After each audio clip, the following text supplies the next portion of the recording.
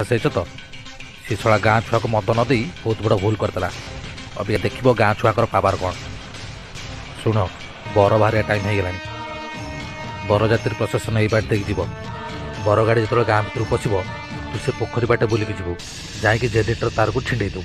ବାସ୍, ତାପରେ ପୁରା ଅନ୍ଧାର। ବର ହଉ ବରଯାତ୍ରୀ ହଉ ବାଡ଼େଇକି ଗାଣ୍ଡି ଫଟେଇଦବା। ଆରେ ଅଧଘଣ୍ଟା ହେଲେ କି ବାଳ କାମ କରୁଛ? ଜଲ୍ଦି ଜଲ୍ଦି କାମ କର।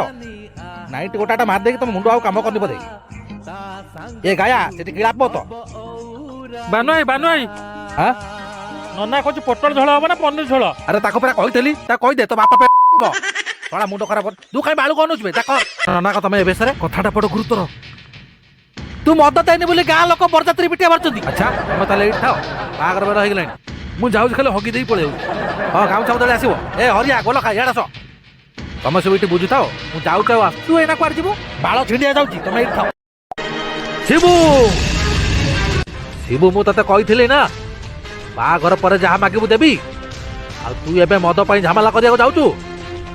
ଯଦି ଆଜି ବରଯାତ୍ରୀ ନ ଖାଇ ପାଇଲେ ପନିର ପୋଟଳ ଝୋଳ, ତାପରେ ଦେଖିବ ମୁଁ ଫଟେଇବି ତମ ବାପାର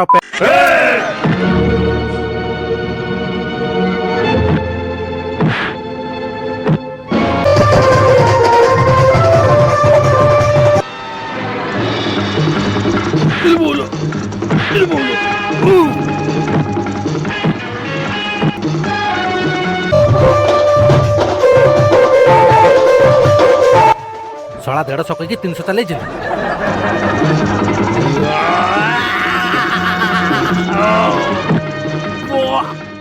ଏରେ ବାନୁଆଇ କୁଆଡେ ଗଲା? ମତେ ଲାଗୁଛି ସେ ମନ୍ଦିରରେ ଥିବ। ଆସ ଆସ ବାନୁଆ, ଆରେ ଆ ସେ କନ୍ୟା ବିଦା ବାଟେ ମେଲାଇ। ବାନୁଆ